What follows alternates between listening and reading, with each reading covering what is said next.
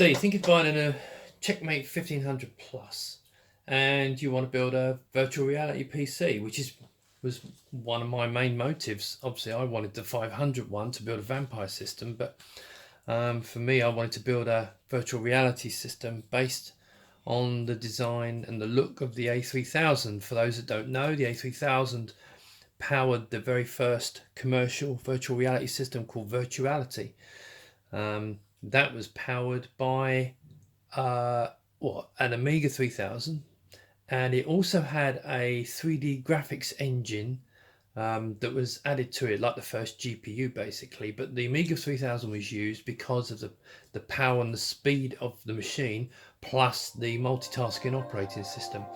Anyway, so this is an example system, and this is how I've built this. Now you'll notice this is Windows, but it's gone straight into an Amiga emulation layer which is called, well, it's two parts actually. It's Amiga Forever, and there's a lovely little toolkit called Amiga Amikit, which sits on top of it and makes it look really nice.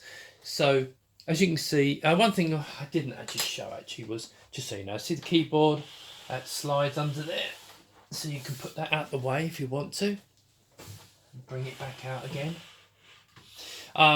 We have various different panels that go on the front. This one's for slot loading drive. There's a blank one. This is just put in here because I've taken this prototype panel off of the Amiga one, so it's still got the panel for the Amiga floppy disk drive. It's very important to understand that the colors comes in black and oyster white, just like the machine over on the left. But this is white because this is a 3D printed prototype, and that's the only reason it's white. The production ones will have black. They'll be shiny, but it's more of a silk black, and so it'll be completely black, the whole system, unless you want the oyster white. The keyboard's up to you. You can put in what you like. You'll also notice in the front, again, this is a prototype, so it's not got the tidying up around the edge, and we've got here if you want this on the front, you can have the audio in, audio out for speaker out, audio in, and there's two USB 2 connectors on here, but there is also one that will be USB 3, so you can have USB 3 at the front as well, or not. It's up to you. Anyway, so what we've got here is Amikit. Now, this is still running Windows, and it's got Windows in the back. It could be Linux as well, but the reason I'm doing this with Windows is because I want to run my Oculus Rift set, which is the whole reason for me building this system, because I wanted a virtual reality system based on the case designed around the original A3000.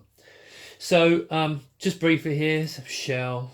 Let's go click on this shell. So you've got normal command shell, Amikit, and you can see the design of the icons is absolutely gorgeous. This one here is the hard drive, which is the Windows hard drive. So you just have a normal view here. I'm going to come back to rabbit hole in a minute. Favorites. So for example, if I click on favorites, let's go on to here. Let's put some music on.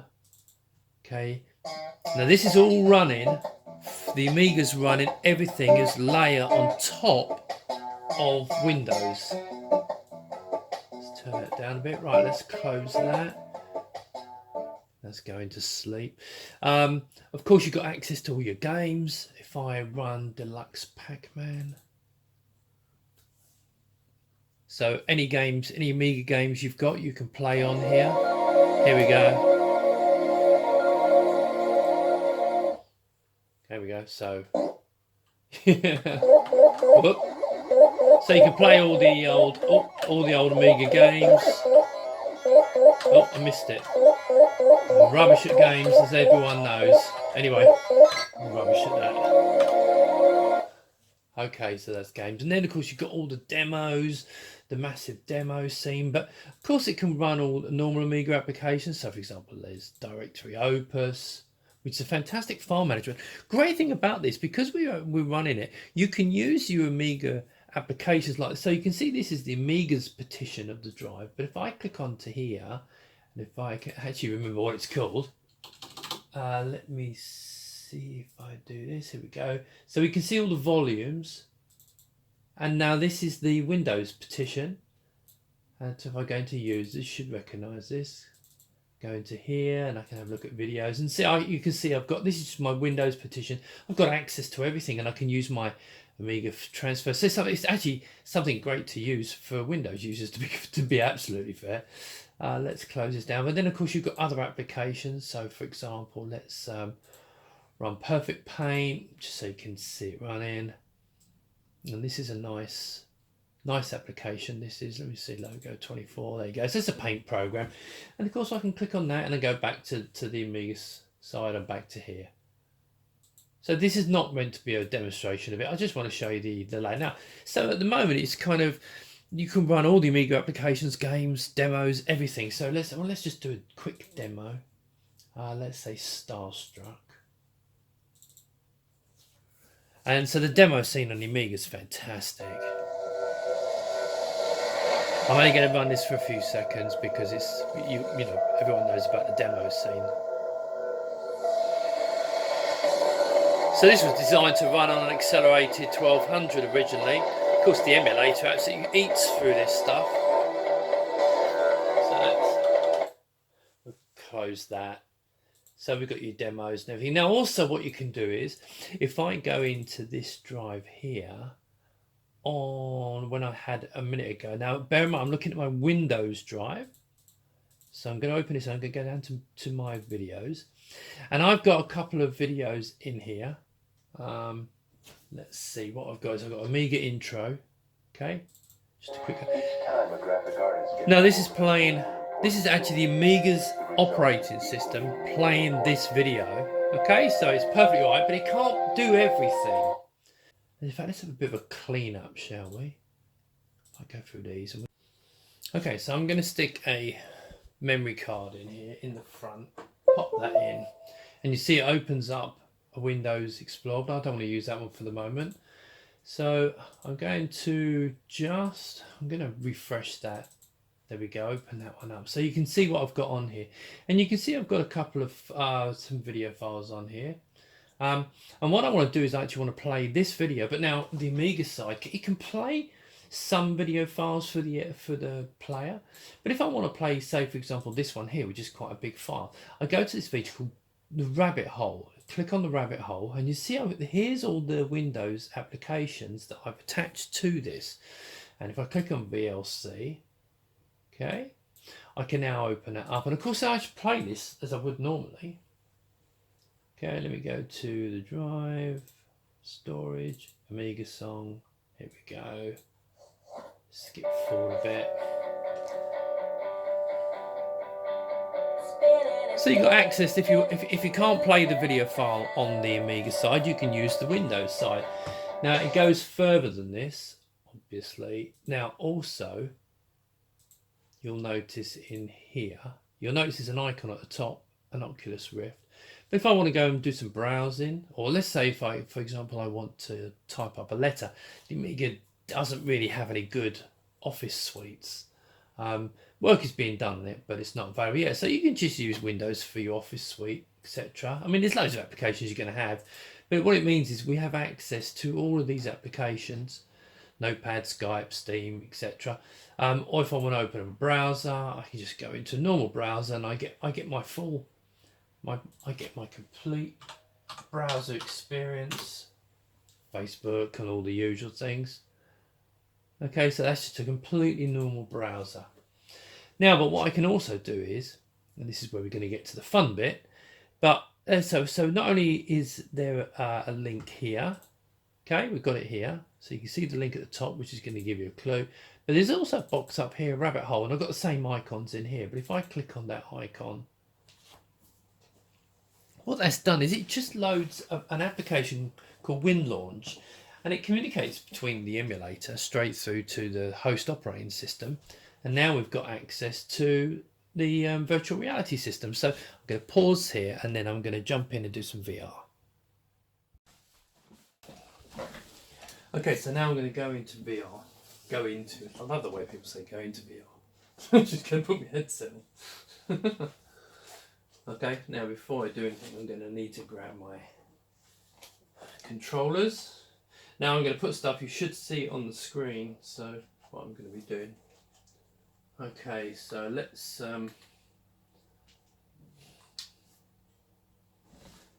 Okay. I'm a little bit close, to be fair, for normally, because the controllers can't actually see me. In fact, let me just pull back a bit. There we go. You might not be able to see me now, but I'll come back into here and I'll move forward so you can actually see me. Now, theory. Yeah, let me just, if I full screen this so you can see this. So if you, that's what I'm going to be looking at. So if you look at that. So, you know, it's VR. And, oh, hello. Chase the fish out of the way. Where's my there it is. Okay. And you can see up there, I can see all the fish. Go away.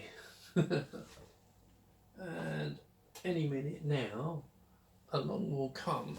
Can you see behind me? This is, if you haven't tried VR, you really should. But the fact is, I mean, I love the fact. Oh, here we go. Here he comes.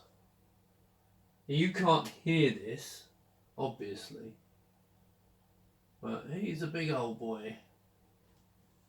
Shame you can't hear it, actually. Maybe I could have actually done the sound, but there you go. Yeah, I know.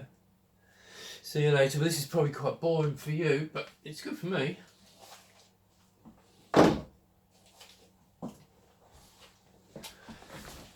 So, let me just close that. Bear with me, close that. There we go, close that down. And then I'm straight back into the Amiga side again. So, why am I showing you this? Well, the case, when the Kickstarter's completed, you'll be able to buy a case that is designed to not only run Amiga motherboards in, like a 500, 1200 and a 600 motherboard in there with all the expansions of Zorro and that kind of thing. With the 500, yeah, you can have Zorros. But if you're building yourself a PC and you want, because desktop computer cases are very rare. And these are not my words, but if you've got, you know, a lot of people have said they think this is quite a pretty case, and I take no credit for it because it's basically just a complete redesign but copy of the look of the 3000, which is a case I really liked. As far as the keyboard going underneath, yeah, that disappears underneath, which I've always liked, which was from the 1000. But you get a nicely designed case, and it's got a water cooled unit. So in this machine, I've actually got an i3 A1500, which is a quad core 3.6 gigahertz, amazing chip for £105. And it's a brilliant CPU for virtual reality. It will run i5s and i7s. The water cooling solution is rated up to extreme i7, so it's good for that. I've got a GTX 1080 running in here, and yet you can hardly hear any noise from this. I've set a profile so that the fans do not come on until it gets to about 30 degrees, and then they come on slowly and ramp up gradually. But it makes less noise than my laptop. So I'm actually very pleased with that, and that's where the water cooling is good. Now, if you want the water cooling and you're actually going to fit water cooling, you must have these risers, because the water cooling vent is underneath. It's just right underneath that area. So what it does is its CPU is completely cooled with that, sucks the air out through the base. The GPU, only use blower style GPUs with this. We do not recommend ones that have got double fans inside and put the heat in the case. Use the blowers, because they suck nice cool air from the front, sucks it up through the fan here and blows it straight across the GPU fins and then out the back of the case, and that keeps the temperatures low. Even though it's actually hot here, yesterday I did a test and it was about 28 degrees in this room, and yet the internal temperatures, which I measure with this device and this little cable, I was getting 37 degrees. But what we can do, so you can see in this room now 28.6. okay, this is probably getting up to 38, 39. I've got to be careful I put it in, because it's obviously metal, I don't want it to shorten anything out. Right, but you can see it's going up now. And I'm going to leave this on for a minute, because it does take, for some reason it takes a while to actually build up to get there. No, it's 31.9, 32. I don't want to just let go of this cable and leave it, because, no, there you go, So about 32. It's, yeah, it's moving up a little bit, but yeah, see, 32 degrees.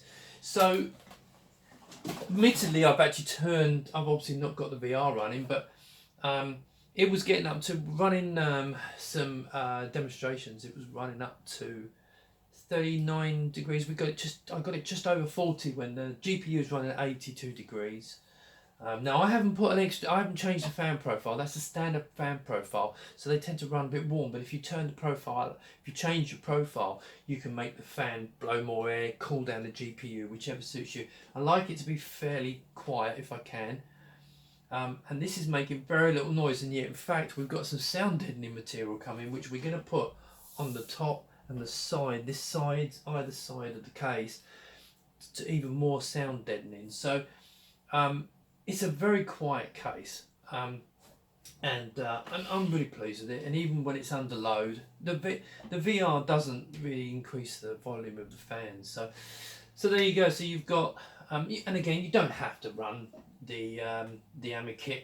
You don't have to run your system using Amikit, but it does mean if you want to, and it's quite nice to actually have the Amiga's environment here. You can make the most of it. You can use the software, and as I said, if you want to do some file work on here, all you have to do is go and find you can work on your C drive, and then on here, let's go to the storage device, and I want to transfer a file across, so I'm just going to go to my videos, and I'm going to move the Babylon 5 across. Now that's going from here onto the internal Windows drive. And I'm just going to go copy, and so you can see, and it's using the Amiga operating system to do this. So you can actually make it as a really nice system. This is what I'm trying to say about a hybrid machine.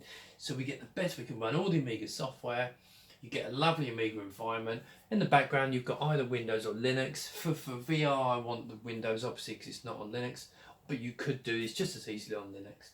And then you can run a Mac emulator if you wanted to. It'd be absolutely fantastic. So I think that's... I like it anyway, so I hope you do too.